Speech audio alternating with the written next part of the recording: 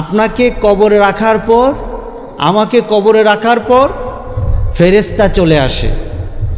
ফেরেশতা আসার পর রূহটাকে আবার ফিরিয়ে দেওয়া হয়, বসানো হয়, প্রশ্ন করা হয়, প্রশ্নের উত্তর দেওয়া হয়। ভালো হলে জান্নাত হয়, আর যদি খারাপ হয় দুজকের টুকরা হয়ে যায়। আমাদের দেহটাকে মাটির সাথে মিশিয়ে দেওয়া হয়, মাটির সাথে মিশে যায়। কিন্তু আমাদের আখিরাতের পথিক যখন আমাদের আখিরাতের জন্য ওঠানো হবে, তখন মাটি থেকে আমাদের দেহগুলিকে একত্রিত করা হবে। আপনাদের যে কবরস্থানের জন্য দোয়া করছেন, বাসির জন্য দোয়া করছেন, ওনাদেরকে কবরে রাখার সময় কি বলছিলেন বলেন তো? না না, মিনহা খালাকনাকুম ওয়া ফিহা নুঈদুকুম ওয়া মিনহা নুখরিজুকুম তারাতান উখরা। আল্লাহু আকবার বলি। বুঝা বলছেন না বুঝা বলছেন? হ্যাঁ, বুঝে বলেন নাই যে কি বললেন? আপনার বাবাকে রাখলেন, দাদাকে রাখলেন, পাড়া প্রতিবেশীকে রাখলেন, রাখার সময় সবাই সম্মিলিতভাবে এইভাবে বলছিলেন। আমি গত কয়েকদিন আগে এক এলাকায় গেলাম, তো জানাজার পরে দোয়ার জন্য অপেক্ষা করলাম, দেখলাম সব একত্রিত। আমি বলার পরে সব অধিকাংশ মানুষ থাকলো। আমি একটু দূরে দাঁড়ানো, একজন হুজুর এই দোয়াটা পড়তেছিলেন, আর সবাই তার সাথে এক হয়ে বলতেছিল। আমার ধারণা হলো সবাই বলেছে ঠিকই, সবাই বুঝে নাই। ঠিক কথা ঠিক আছে কি না? যে জিনিসটা বুঝলেন না, এই জিনিসটা বলে কি ফায়দা আছে বলেন? যে জিনিসটা বুঝলেন না, যে আপনি কবরে যাকে রাখছেন তাকে কি বলছেন, আপনি যখন কবরে রাখেন ওই কবরবাসীকে উদ্দেশ্য করে বলছেন মিনহা খালাকনাকুম, এই মাটি থেকে তোমাকে সৃষ্টি করা হয়েছে। আচ্ছা, মাটি থেকে মানুষের কোন অংশ সৃষ্টি করা হয়েছে? দেহ। আর আমাদের রূহ আল্লাহর তরফ থেকে অর্ডার, মাটি থেকে নির্যাস সৃষ্টি করা, মাটির নির্যাস দিয়ে আমি সৃষ্টি হয়েছি।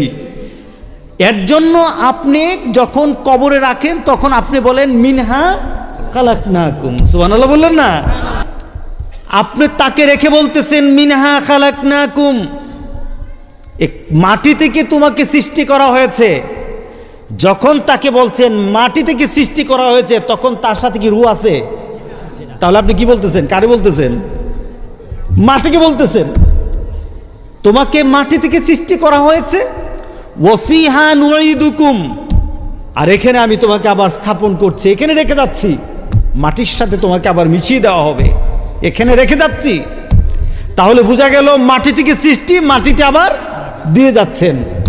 শেষ না, ওয়া ফিহা নুঈদুকুম ওয়া মিনহা নুখরিজুকুম, আবার এই মাটি থেকে তোমাকে উঠানো হবে। সুবহানাল্লাহ বলেন না? তাহলে আপনাদের রূহ গেল কই?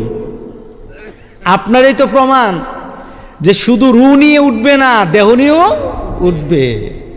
আল্লাহু আকবার, আল্লাহু আকবার। শিখলে ভালো লাগে না খারাপ লাগে?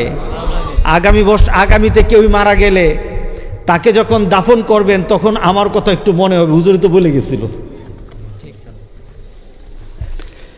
ওয়া ফিহা নুঈদুকুম ওয়া মিনহা নুখরিজুকুম তারাতান উখরা, তোমাকে আবার ওই আখিরাতে একত্রিত করার দিনে, সেই দিনে একত্রিত করার জন্য, আখিরাতের জন্য তোমাকে আবার উঠানো হবে। আপনি তো বললেন যে মানুষ শুধু রূহ দিয়ে হয় না, মানুষ কি দিয়ে হয়? মাটি এবং রূহ দিয়ে। সুতরাং দোয়ার ক্ষেত্রে আমরা কমপ্লিট দোয়া করব যে কবরবাসী যারা আছে তাদেরকে যেন আল্লাহ মাফ করে দেন, মাগফিরাত দান করে দেন। আমিন বলি। ওয়ামান আহসানু কাওলাম মিম্মান দাআ ইলাল্লাহ ওয়া আমিলা সালিহান ওয়া ক্বালা ইন্নানি মিনাল মুসলিমিন। তার কথার থেকে শ্রেষ্ঠ কথা কার হতে পারে? যে মানুষকে কল্যাণের দিকে ডাকে। এখন কল্যাণটা কি? আমি ভাঙা ভাঙা কথা বলবো, বুঝতে হবে। কল্যাণ কি? আজকে গোটা পৃথিবীর মধ্যে কল্যাণ হলো অর্থ আমার চাই, অর্থ বাড়াতে হবে, এটা হলো কল্যাণ। আমাদের রাস্তাঘাট ভালো হতে হবে, এটা হলো কল্যাণ। আমাদের সংসার উন্নত হতে হবে, এটা হলো কল্যাণ। আমাদের ঘর বাড়ি আগে ছিল ভাঙা, সুন্দর হতে হবে, এটা হলো কল্যাণ। আমাদের কাপড় চোপড় সুন্দর হতে হবে, এটা হলো কল্যাণ। আমরা আগে বেশি দূরে যেতে পারতাম না, এখন গোটা পৃথিবী সফর করব, এটা হলো কল্যাণ। আমার গাড়ি সুন্দর হবে, এটা হলো কল্যাণ। আমার খাওয়া দাওয়ার মেনু ভালো হবে, এটা হলো কল্যাণ। গোটা পৃথিবীতে এই কল্যাণ অনেক বেড়ে গেছে। কথা ঠিক আছে কিনা বলেন? গোটা পৃথিবীতে এই কল্যাণ অনেক বেড়েছে। কিন্তু আমি শ্রেষ্ঠতম যুগের দিকে চলে যাই, ওই যুগের নাম হলো শ্রেষ্ঠতম যুগ। মুহাম্মদুর রাসূলুল্লাহ সাল্লাল্লাহু আলাইহি সাল্লাম বলেছেন, খায়রুল কুরুন করনি, সবচেয়ে শ্রেষ্ঠ যুগ হলো আমার যুগ। সবচেয়ে শ্রেষ্ঠ যুগ হলো আমার যুগ। ওই যুগের মানুষগুলির ঘর ভালো ছিল না, ভাঙা ঘর ছিল, কাপড় ছিল না, খেতে পারত না, পেটে পাথর বাঁধত। রাসূল পাক সাল্লাল্লাহু আলাইহি সাল্লামের কাছে এক সাহাবী দাঁড়িয়ে বলেন, ইয়া রাসূলুল্লাহ, পেটে খাদ্য নেই, পাথর বেঁধেছি। রাসূল পাক সাল্লাল্লাহু আলাইহি সাল্লাম নিজের পেটটা বের করে দেখালেন, দেখো আমি কয়টা পাথর বেঁধেছি, আমার পেটে খাদ্য নাই। ঘর বাড়ির উন্নতি ছিল না। রাসূল পাক সাল্লাল্লাহু আলাইহি সাল্লাম আরবের মক্কার কাফেরদের অত্যাচারে মক্কায় থাকতে পারলেন না। মক্কায় থাকতে পারলেন না, মদিনায় যাবে। রাসূল পাক সাল্লাল্লাহু আলাইহি সাল্লাম মদিনায়, সে পাহাড়ি রাস্তা ছিল না, পাহাড়, এরপরে মরুভূমি, সেখান দিয়ে পাড়ি দিয়েছে প্রায় 400 কিলোমিটারের উপর, 450 কিলোমিটার। রাসূল পাক সাল্লাল্লাহু আলাইহি সাল্লামের সাথে বাহনটাও ভালো ছিল না, পাগুলি ফেটে গেছে পাথরের আঘাতে, পা থেকে রক্ত ঝরেছে। রাসূল পাক সাল্লাল্লাহু আলাইহি সাল্লাম মক্কা থেকে মদিনায় সফর করেছে। রাসূল পাক সাল্লাল্লাহু আলাইহি সাল্লামের সফরে কোনো সুখ ছিল না। কিন্তু আমরা এখন সফর করি, এখন তো 1.5 ঘন্টায় মক্কা থেকে মদিনা ট্রেনে যাওয়া যায়, বাসে যাই, কত উন্নত হয়েছে সবকিছু। কিন্তু রাসূল কোন যুগের কথা শ্রেষ্ঠত্ব ঘোষণা দেয় নাই। রাসূল একটা সমাজকে শ্রেষ্ঠত্ব ঘোষণা দিয়েছেন, যেই সমাজের মধ্যে কোরআন ছিল, যেই সমাজের মধ্যে রাসূল পাক সাল্লাল্লাহু আলাইহি সাল্লামকে মেনে নেওয়ার চাহিদা ছিল, ওই সমাজটা শ্রেষ্ঠ সমাজ। বলে নাই রাসূল যে বড় বড় বিল্ডিং হবে, আর ওই বিল্ডিং যত বেশি বাড়বে ততই শ্রেষ্ঠ হবে। বরঞ্চ আমার রাসূল বলে গেছেন, বিল্ডিং যত উপরের দিকে উঠবে অপেক্ষায় থাকো, কিয়ামত চলে আসতেছে। ওই দুবাইয়ে এত উঁচু উঁচু বিল্ডিংগুলি দাঁড়িয়ে আছে যে গোটা পৃথিবীর সবচেয়ে উঁচু বিল্ডিংটা এখন দুবাইতে দাঁড়িয়ে আছে। বোঝা গেল আমার রাসূল বলেছেন, যখন বিল্ডিং উঁচু হবে কিয়ামতের জন্য অপেক্ষা করো। আমরা ঘর উঁচু বানাই, ঘরকে আমরা সুন্দর করি, আমরা সমাজের মধ্যে সব কিছু সুন্দর করে মনে করছি শান্তিতে আছি। বলেন তো শান্তি আছে কিনা? হ্যাঁ, সব কিছু সুন্দর। যেখানে রাস্তা ছিল না এখন রাস্তা হয়েছে। যার ঘরে খাদ্য থাকতো না সে এখন পোলাও কুরমা খায়। যে ঘরটা ছিল ভাঙা, ওই ঘরটাতে বিল্ডিং উঠেছে, রং বেরং বিভিন্ন ডিজাইন করা হয়। আল্লাহর কসম খেয়ে বলি, মুসলমানের জন্য এটা সুন্দর না। মুসলমানের জন্য সুন্দর হলো মুহাম্মদুর রাসূলুল্লাহ সাল্লাল্লাহু আলাইহি সাল্লামের চরিত্র ধারণ করা, এটা হলো মুসলমানের সৌন্দর্য। কে বলেন ঠিক আছে কিনা বলেন? মুসলমানের সৌন্দর্য হলো আমার রাসূলের চরিত্র, যার মধ্যে আছে সে হলো রাসূলের সবচেয়ে শ্রেষ্ঠ। আবু বকর, হযরত আবু বকর সিদ্দিক রাদিয়াল্লাহু তাআলা রাসূল পাক সাল্লাল্লাহু আলাইহি সাল্লামের যুদ্ধের ঘোষণা দিলেন। যুদ্ধের ঘোষণা দেওয়া হলো। যুদ্ধ ঘোষণার পর রাসূল পাক সাল্লাল্লাহু আলাইহি সাল্লাম বললেন, তোমরা আমাকে কিভাবে সহযোগিতা করবা, কার কাছে কি আছে? সাহাবায়ে কেরাম বাড়ি থেকে বিভিন্ন জিনিস এনে দিলেন। হযরত উমর তার সম্পত্তির অর্ধেকটা এনে দিলেন।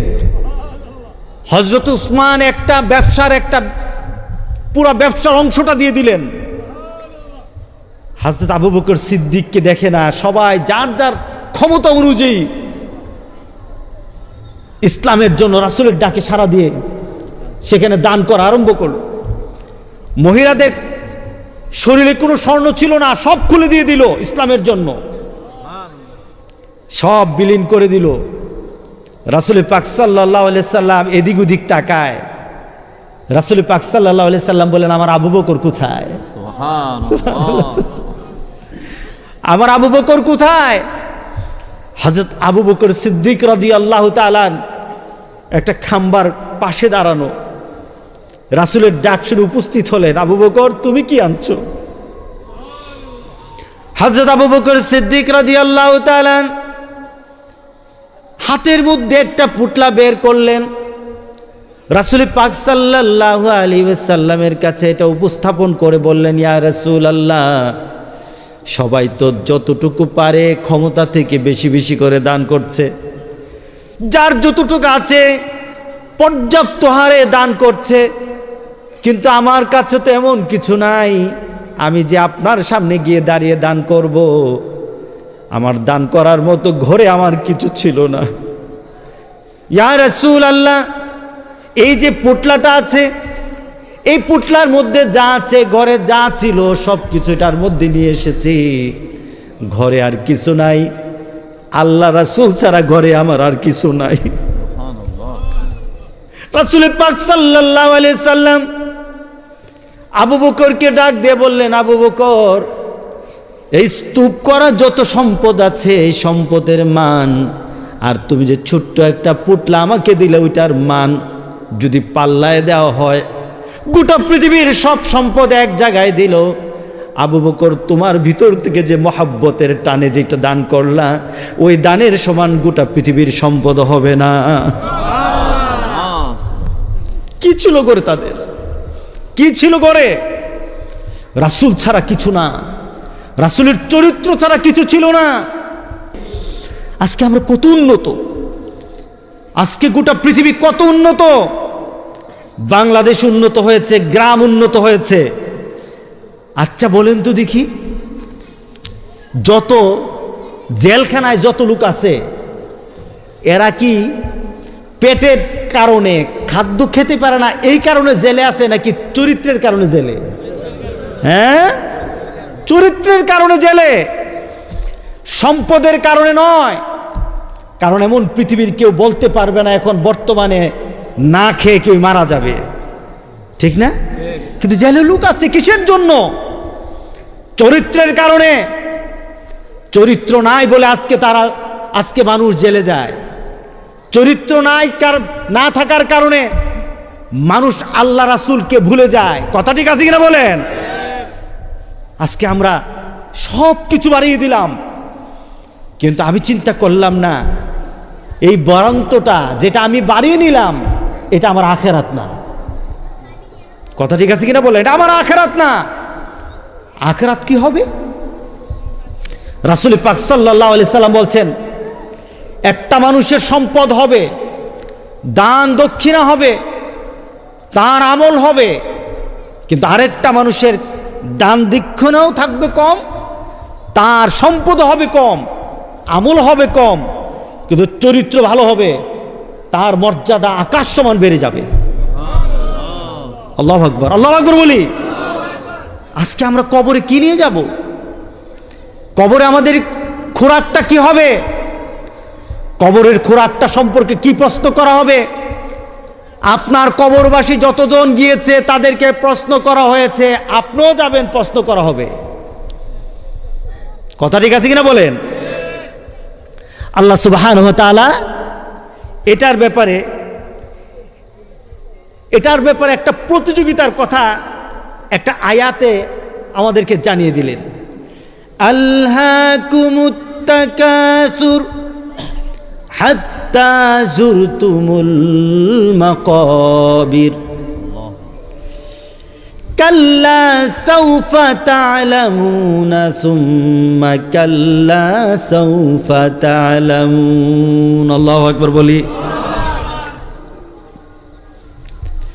প্রাচুর্যের লালসা, সম্পদের লালসা তোমাকে গাফেল করে দিয়েছে। আলহাকুমুত তাকাসুর, টাকা বাড়াতে হবে, টাকা বাড়াতে হবে, টাকা বাড়াতে হবে। তুমি ব্যবসায় বসে থাকো, তুমি তোমার চাকরিতে বসে থাকো, তুমি তোমার কাজে ব্যস্ত হয়ে থাকো, সারাটাক্ষণ কাজ চিন্তা করো, সম্পদ চিন্তা করো, তুমি তোমার দুনিয়ার কথা চিন্তা করো। ফাঁকি দিয়ে আসর চলে যায়, ফাঁকি দিয়ে মাগরিব চলে যায়, ফাঁকি দিয়ে এশা চলে যায়, ব্যস্ততার সাথে সাথে রাত্রেবেলা ঘুমাও, ফজর চলে যায়, জুহুর চলে যায়। কি বলেন, ঠিক আছে কিনা বলেন? তোমার কাজ কর্মের ফাঁকে ফাঁকে কত কাজগুলি চলে যায়। আপনি আপনার বাবার জন্য দোয়া করতে হবে, এটাই কিন্তু ইসলাম। কথা ঠিক আছে কিনা বলেন? রাগ করতেছেন? নবীরা বিপদে পড়েছে। আচ্ছা বলেন তো, আমাদের কাছে একটা দোয়া আছে, দোয়াটা খুব পরিচিত, আমরা এটা খতমও পড়াই, কিন্তু নিজে পড়ি না। নিজে বিপদে আছি, নিজে পড়ে না। হুজুর এটা খতম পড়াই দেন। আর মেয়ে তুমি পড়ো না, না এটা হুজুর আমি ব্যস্ত আছি। রাগ করতেছেন নাকি? আমি বললাম না আমি সবক দেব। খতমটার নাম কি বলেন? আরে বলেন না, খতমটা কি নাম দিছেন? খতমে ইউনুস। আচ্ছা বলেন তো দেখি, হযরত ইউনুস আলাইহিস সালাম কারে দিয়ে খতম পড়াইছিলেন? হ্যাঁ, বিপদে কে পড়ছিলেন? ইউনুস আলাইহিস সালাম মাছের পেটে, জুলুমাত বলা হয়েছে, জুলুমাত, অন্ধকারের পর অন্ধকার, রাতের অন্ধকার, পানির অন্ধকার, নদীর সমুদ্রের নিচের অন্ধকার, মাছের পেটের অন্ধকার, কতগুলি অন্ধকারের ভিতর। সেখান থেকে ইউনুস আলাইহিস সালাম বুঝি টেলিফোন করছে, আমার জন্য একটা খতমে ইউনুসের ব্যবস্থা করো। কি করছেন? উনি নিজেই ডাক দিলেন আল্লাহকে, লা ইলাহা ইল্লা আনতা সুবহানাকা ইন্নী কুনতু মিনাজ জালিমিন। আল্লাহু আকবার বলি। নবী যদি নিজের দোয়া নিজে পড়ে হয়, নবী যদি নিজের দোয়া নিজে পড়ে নেয়, আমরা কি নিজে পড়া লাগবে নাকি অন্যকে দিয়ে পড়াবো? নিজের বাবা মারা গেছে, মাহফিল করলেন, মনে করলেন হুজুর আনলাম আড়াই বাড়ির হুজুর, এই হুজুর বিভিন্ন হুজুর, এই বাস চলে যাবে, এটাতে কাজ হবে না, এটাতে কাজ হবে না। বরঞ্চ আপনি মাহফিলে বসেন, আপনার মার জন্য আপনি দোয়া করবেন, আপনার বাবার জন্য দোয়া করবেন, মাহফিলে করবেন, 5 ওয়াক্ত নামাজ পড়ে পড়ে আল্লাহর দরবারে দোয়া করবেন। কথা ঠিক আছে কিনা বলেন? ইউনুস আলাইহিস সালাম মাছের মধ্যে পড়ে গেলেন, বললেন লা ইলাহা ইল্লা আনতা, তুমি ছাড়া আমার কেউই নাই। আল্লাহকে ডাক দিলেন। আল্লাহ সুবহানাহু ওয়া তাআলা ইউনুস আলাইহিস সালামের ডাক তো শুনলেন। ফাস্তাজাবনা লাহু ওয়া নাজ্জাইনাহু মিনাল গাম ওয়া কাযালিকা নুনজিল মুমিনিন। আল্লাহু আকবার বলি। আল্লাহ বলতেছে ফাস্তাজাবনা লাহু ওয়া নাজ্জাইনাহু মিনাল গাম, তুমি আমারে ডাকলা আর আমি তোমার যত পেরেশানি আছে দূর করে দিলাম। কে ডাক শুনলেন? কার ডাক শুনলেন? ইউনুস আলাইহিস সালাম। সুবহানাল্লাহ, সুবহানাল্লাহ। কথাগুলি নিজের ভিতরে যখন নিজে কথা বলি, পুলকিত হই যে একজন নবী আল্লাহর কাছে ভিক্ষা চায়, বিপদ থেকে বাঁচাও। আর আজকে আমরা বিপদে পড়লে মাজার খুঁজি, হুজুর খুঁজি। কথা ঠিক আছে কিনা বলেন? গোটা পৃথিবীর কেউ কাউকে বাঁচাতে পারবে না আমার আল্লাহ ছাড়া। কথা ঠিক আছে কিনা বলেন? কার কাছে চাইতে হবে? হাতটা উপরের দিকে দেই। কার কাছে চাইতে হবে? আমি পরিবর্তনের জন্য কথা বলি, আমি নিজে পরিবর্তন হতে চাই। ওই কবরের জন্য দোয়া করেন। কত বড় দুঃসাহস আপনার! আমার কত বড় দুঃসাহস, কবরবাসীর জন্য আমি দোয়া করছি। কেন আমি বুঝি না। কবরবাসীর যারা ছিল, এখানে বসে এমন ব্যক্তি কথা বলেছে, এখানে বসা ছিল এমন ব্যক্তি বসা ছিল নাই যে, হ্যাঁ হ্যাঁ, আলিম সাহেব বসা ছিল না? আমি মাহফিল করেছি, আলিম সাহেব কোথায়? আমার বাবা কোথায়? এখানে বসে কথা বলেছে, কোথায় আমার বাবা? কত বড় সাহস আমার, দুঃসাহস। আজকে কবরবাসী নিয়ে কথা বলি, চিন্তা করতে পারি না। আল্লাহ এটাই বলেন, আলহাকুমুত তাকাসুর হাত্তা যুরতুমুল। তুমি একটা প্রতিযোগিতার মধ্যে পড়ে গিয়েছো। এটা হলো তোমার সম্পদ বাড়ায়, সম্পদ বাড়ায়, সম্পদ বাড়ায়। ব্রেইনের মধ্যে কোনো সম্পদ বৃদ্ধির বাইরে আর কোনো চিন্তা নাই। কিভাবে আমার বাড়িঘর সুন্দর হবে, কিভাবে আমার ঘর সুন্দর হবে, কিভাবে আমার সংসার বড় হবে, কিভাবে আমার ক্ষমতা বেশিক্ষণ থাকবে। কথা ঠিক আছে কিনা বলেন? আমার তো এর বাইরে চিন্তা হয় না। আমার ব্রেইনের একটা অংশ তো রেখেই দিতে হবে আখিরাতের জন্য। আল্লাহু আকবার বললেন না? হাত্তা যুরতুমুল মাকাবির। তোমার অবস্থা কি হয় যখন কবরের কাছে যাও? যখন কবরে যাওয়া পর্যন্ত তুমি ভুলো না যে কি করতে হবে, বাড়াতে হবে, বাড়াতে হবে। বিদেশে যাওয়ার সময় এয়ারপোর্টে ইন্টারভিউ হয়, ইমিগ্রেশন হয়, সেখান থেকে সিল দেওয়া হয়। এখান থেকে আমার ইমিগ্রেশন হবে, আমার ইমিগ্রেশনে প্রশ্ন করা হবে, মার রাব্বুকা ওয়া মা দীনুক ওয়া মান হাদার রাজুল বুইসাত ফিকুম। তোমার রবকে, তোমার দিন কি? এই যে উনি কে, নবীকে। দুনিয়াতে যারা এই ইন্টারভিউর জন্যে আমল এবং আখলাক দিয়ে প্রস্তুতি নিয়েছে, ইমান, আমল, আখলাক, কয়টা? ইমান, আমল, আখলাক, এই তিনটা দিয়ে যারা প্রস্তুতি নিয়েছে, তাদের জন্য সেখানে সাথে সাথে প্রশ্নের সুযোগ হয়ে যাবে। তারা বলবে, মারু রাব্বুকা রাব্বুনাল্লাহ ওয়া মা দীনুক দীনুনাল ইসলাম ওয়া মান হাজার রাজুল বুইসাত ফিকুম মুহাম্মাদুনা নবিয়ুনা ওয়া রাসূলুনা সাল্লাল্লাহু আলাইহি ওয়াসাল্লাম। জোরে বলেন সুবহানাল্লাহ। ওই প্রশ্নের উত্তর আমাদেরকে মুখোমুখি হতে হবে কিনা বলেন? যদি হতে হয়, আজকে কবরবাসীর জন্য দোয়া হবে, আর এখানে সবার জন্য প্রস্তুতি হবে। কথা ঠিক আছে কিনা বলেন? কবরবাসীর জন্য দোয়া, আর জীবিত যারা আছে তাদের জন্য প্রস্তুতি। তাদের জন্য প্রস্তুতি। কিসের প্রস্তুতি নাও? এখন গিয়ে তোমার ঘুমের প্রস্তুতি আছে, এখন গিয়ে তোমার ঘুমের প্রস্তুতি আছে। তোমার বিছানা ফিট, মশারি টাঙানো হবে, বিছানাটাকে পরিষ্কার করা হবে। তুমি লাইটটা পর্যন্ত জ্বালিয়ে ঘুমাবে না। তোমার একটা ঘুমের একটা পরিবেশ আনবে তুমি, এটার একটা প্রস্তুতি তোমার জেহেনের মধ্যে ঘুরে। কিন্তু কেন তোমার কবরের ঘরটা প্রস্তুত করার তোমার সেই জেহেনের মধ্যে ঘুরে না? কবরটাকে প্রস্তুত করার সেই ধরনের মানসিকতা তোমার মধ্যে কেন সৃষ্টি হয় না? ছোট্ট ঘুমের জন্য এত প্রস্তুত। আজকে চলেন আমরা সেই কবরের জন্য একটু প্রস্তুতি নিই। কারা কারা রাজি আছি দেখি। নারায়ে তাকবীর, আলহামদুলিল্লাহ। নারায়ে তাকবীর, এই আওয়াজটার মধ্যে, আল্লাহু আকবার আওয়াজটার মধ্যে ওয়ালা জিক্রুল্লাহ আকবার, অর্থাৎ আল্লাহু আকবার যে ব্যক্তিটা মুখ দিয়ে বের হয়, আল্লাহ তাকে বড় বানায় দেয়। কারণ আপনি এটা নিয়ে মেন করে কোন আমার ভাই তোমার ভাই, এই সময় আওয়াজ বাড়ি কেমনে? চা দিকে বুঝি নাকি? চা খাওয়া যাবে না। কথা ঠিক আছে কিনা বলেন? চা খাওয়া যাবে না। আল্লাহ আমাদেরকে কবুল করুক। কবরের প্রস্তুতির প্রথম পরিচয়, আগে পরিচয় থাকতে হবে, এরপর না কবরে। কবরের প্রস্তুতির জন্য প্রথম যে আপনার আইডেন্টিটি থাকতে হবে, আপনার পরিচিতি থাকতে হবে, সেই পরিচিতির নাম হলো নামাজ। বলেন কি? আবার জোরে বলেন। নামাজ পড়বে না? কে? মরা মানুষ নামাজ পড়ে না, কবরবাসী নামাজ পড়ে না। যারা বেঈমান তারা নামাজ পড়ে না, এছাড়া যারা ইমানদার তারা নামাজ পড়ে। কথা ঠিক আছে কিনা বলেন? এখন আপনাদের এখানে এই গ্রামে মরা যারা যারা নামাজ পড়বে না তারা মনে করবেন মরা, কবরবাসী। এদের জন্য দোয়া করা দরকার। তাদের জন্য লিখে দিবেন যে বেনামাজি কবরবাসী, বেনামাজি মরার জন্য দোয়া হবে। এই মাহফিলে আমি আসবো ইনশাআল্লাহ। বেনামাজি মরা, বেনামাজি কি মরা, মরা, এটি জীবিত না।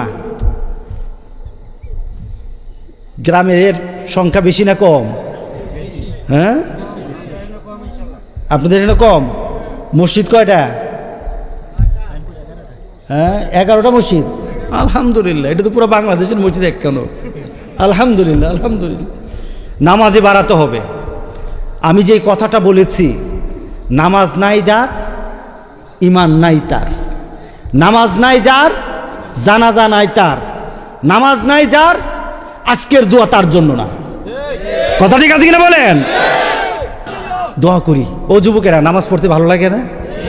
হ্যাঁ, জানো যুবক, এই বৃদ্ধ মানুষটা যখন সিজদা দিবে, তার সিজদা আল্লাহর আরশে যত ভালোবাসার, যুবক তোমার সিজদাটা তার থেকে লক্ষ গুণ ভালোবাসার, লক্ষ গুণ ভালোবাসার।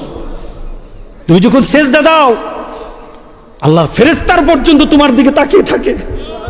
তুমি কেন নামাজ পড়ো না? কেন নামাজ পড়ো না? যুবকরা মসজিদে যায় না, বিড়ি টানে, নামাজে যায় না। তুমি কি মনে করছো এই দোয়া দিয়ে বুঝি কাজ হবে? তুমি নামাজের মধ্যে গিয়ে তোমার অন্তরের আলো সৃষ্টি করো, আর হাত পেতে বলো রব্বির হামহুমা কামা রব্বায়ানি সগীরা। তুমি যখন কবরবাসীর জন্য হাতটা তুলে দোয়া করবে, তোমার আলোর নূর আল্লাহর আকাশ পর্যন্ত পৌঁছে যাবে, আকাশ পর্যন্ত পৌঁছে যাবে। আল্লাহ সবাইকে কবুল করুক। সবাইকে একটা তোবা করতে, তোবা করবেন তো সবাই?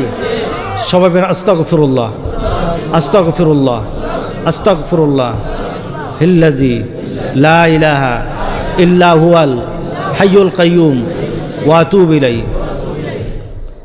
রব্বানা যালামনা আনফুসানা ওয়া ইল্লাম তাগফির লানা ওয়া তারহামনা লানা কুনান্না মিনাল খাসিরিন।